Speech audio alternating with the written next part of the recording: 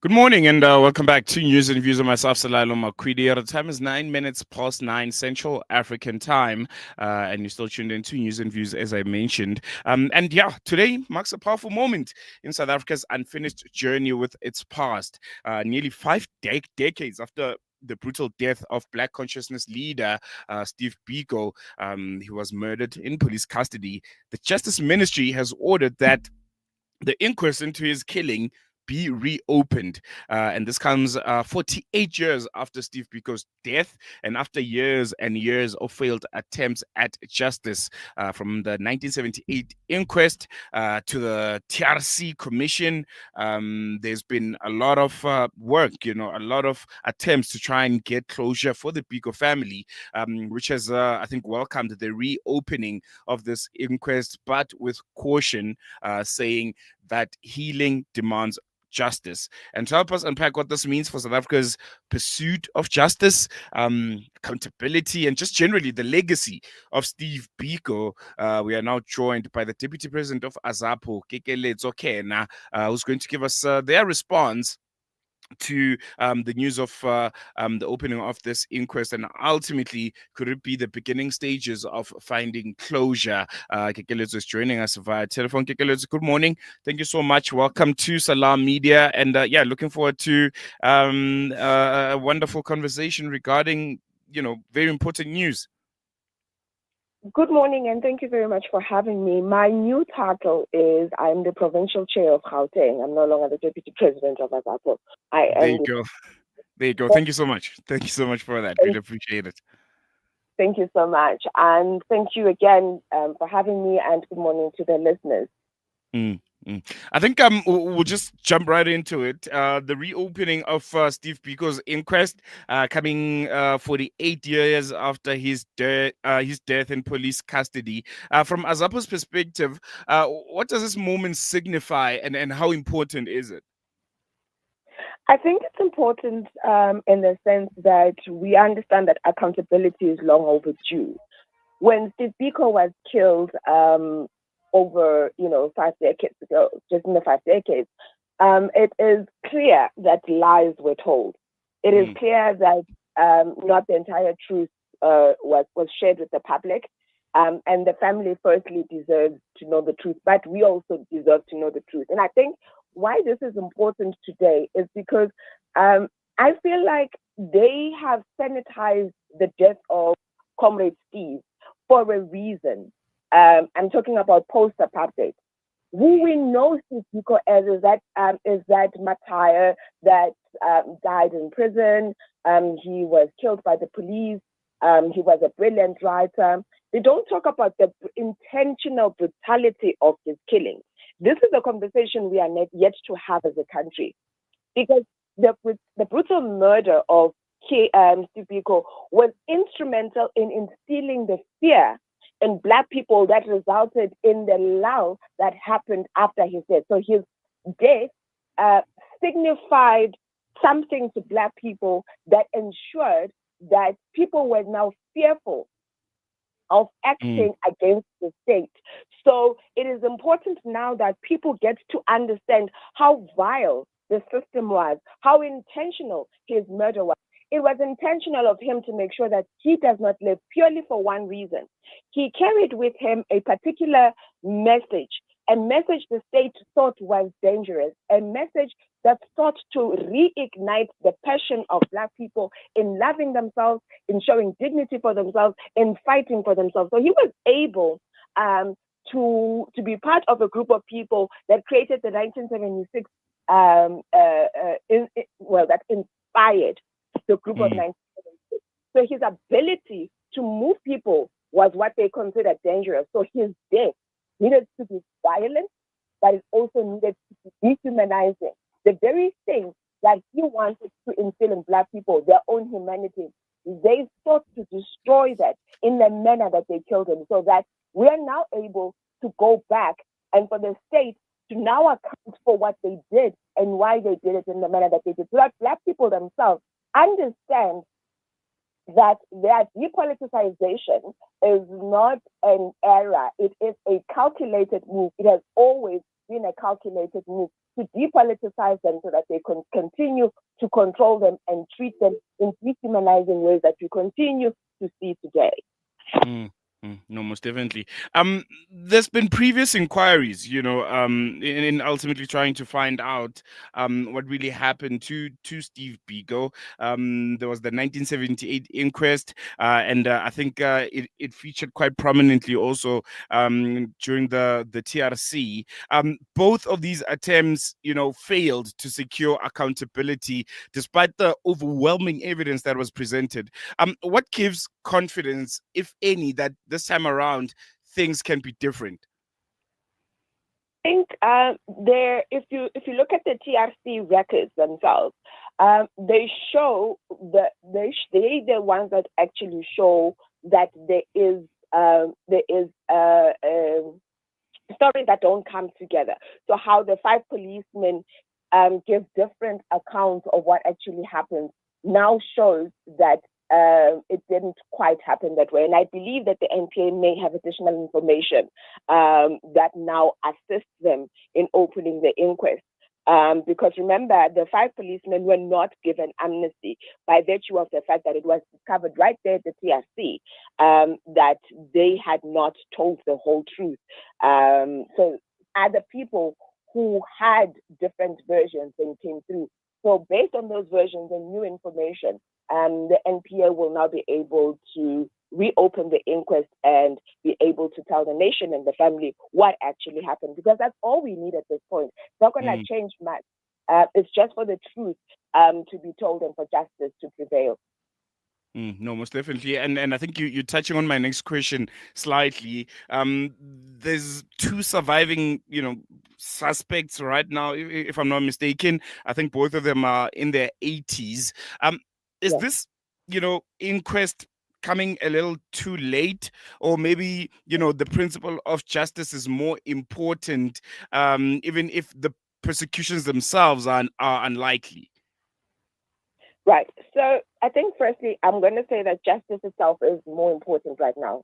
The truth is more important right now. It is coming in a bit too late, but also we also have to ask the other question: why now? Why now? After so many years, people who have lost their families have been saying, we want justice, we want these cases reopened. Why has the ruling party not done anything up until now? Why did they wait until now? And for me, it says that one, they themselves had something to hide, or now they are wanting to use these cases to claw some brownie points with the people, which is really sickening that they're now going to use the story of Steve Biko to try and earn brownie points for themselves, because I really do not understand why it's taken them this long and why they would do it now, except now as a PR stunt for themselves, which is really just sick, to say the least. No, yeah, very, very important. The question to ask ourselves: why now? I want to touch a bit on Steve Biko's legacy, and South Africa today. I think it was Steve Biko's son that has warned that South Africa is schizophrenic, and proud on the international stage, but yet failing its people here at home, looking at the poverty that's still very, very prevalent, in our communities, the rampant corruption and the violence. How do you think Biko himself would view the state of our democracy today and the fruits that it has bared for the people of South Africa? So firstly, if Steve Biko was alive, we would not be in the state that we are in. This is why they killed him. Because Steve Biko was winning the war of enthusing Black people with pride. When a people have pride, they refuse to be dehumanized. When people know who they are not waiting for the state to dictate to them who they are. So if you look at the apartheid government, for instance, or even the formulation of the apartheid law, it was a psychological warfare that was waged on Black people. Let me explain. Verwoerd was a psychologist and a psychiatrist. So when he designed the apartheid law, he designed it in such a way that it would affect people, Black people in particular, psychologically. Now, Steve Biko's very reason for existence, his whole life, was about unshackling Black people from that very oppression, that mental oppression, which is the most difficult and the most intense type of oppression that you can ever impose on a people, because it messes the way they think, it messes the way they do things, it messes the way they feel about themselves, etc. So when you look at Black people, when you look at the Black on Black violence, when you look at the Black on Black crime, when you look at all of those things, you know that this is a systemic issue of how one looks at themselves. If you do not love yourself, you cannot have compassion for the next person. You cannot care about your environment, etc., etc. And this is why when you walk through, the shacks and stuff like that, it is what it looks like, and people are living in those spaces, and they're not complaining. I can tell you right now, you cannot take any other race and put them in spaces like that. You cannot put them in shacks and not give them water and not give them sanitation. They would cry out, "This is dehumanizing. We cannot live like that."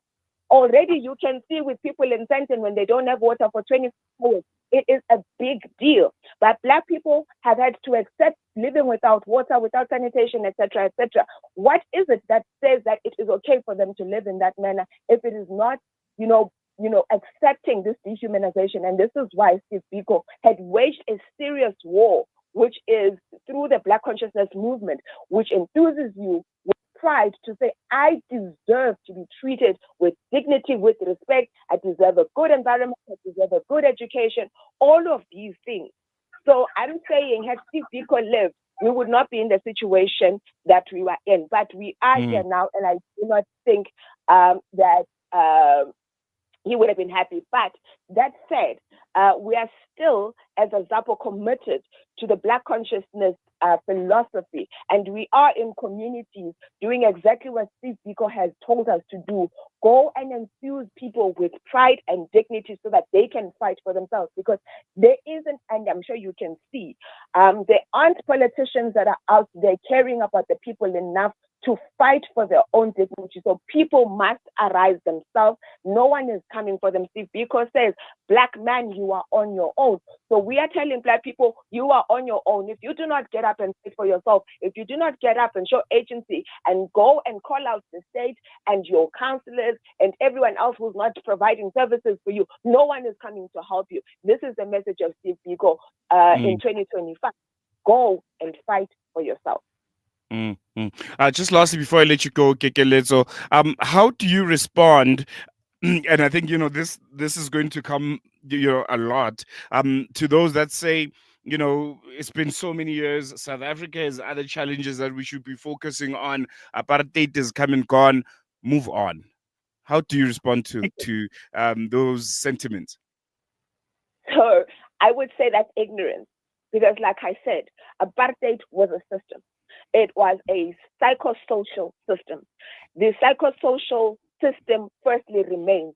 The impact of the psychosocial system or the impact on the psychology of our people remains. So you cannot tell me that things have changed, because if they had changed, why is it that today Black people think it is okay that they live in the way that they do, and yet white people in Sandton are okay? And Black people have not made a big hoo-ha about the fact that, but the majority of our people don't have access to water. The majority of our people do not have access to this economy. I met, just yesterday, white people with absolutely no qualifications who have amazing jobs. Why is it that white people are unemployable if they don't even have matric, and yet for a Black child, you must go get a PhD. I'm not even talking your first degree. You must go get your PhD before you can get employed. There is something systemically wrong there.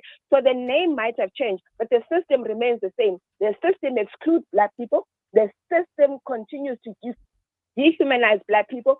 The system continues to exclude Black people. The system continues to encourage the violence that we see in the communities that we have today. So for me, nothing has changed. So anyone that claims that apartheid is dead and gone is stupid, because the truth of the matter is that it was a system that was structured to work not just in the 70s, 70s and 80s. It was a system that was designed to last a lifetime, because when you affect the thinking of a nation, when you affect their education system, when you go after their ways of being in terms of their cultural heritage in order to change who they are and to change how they see themselves, or their own self-value, you do that for long-term effect. And if you see young Black people dancing on graves today, you know that we have lost the way completely. We have lost our ways of being. We are disconnected to ourselves. And this is why the apartheid system is in fact working, and it is successful in 2025. No, most definitely. I think we're going to run that note, Kekeletso. Thank you so much for joining us. Really, really appreciate you giving us your time and for those wonderful insights. Thank you so much for having us. We really appreciate it. There you go. That was AZAPO Gauteng Provincial Chairperson, Kekeletso Khena, giving us their response, their reflection to the reopening of Steve Biko's inquest. I think very, very important. One of the bravest, one of the most wonderful Black leaders that we've had in recent memory, and his death shouldn't be, just a number. I think people like Steve Biko, as Kekeletso mentioned, would have, changed the lived reality of Black South Africans if they were still alive. Steve Biko's killing was intentional. They knew what they were doing. They knew the influence and the power that he had, and how his existence could ultimately change the trajectory of Black South Africans. And yeah, it might feel a little bit too late that the inquest is being reopened now.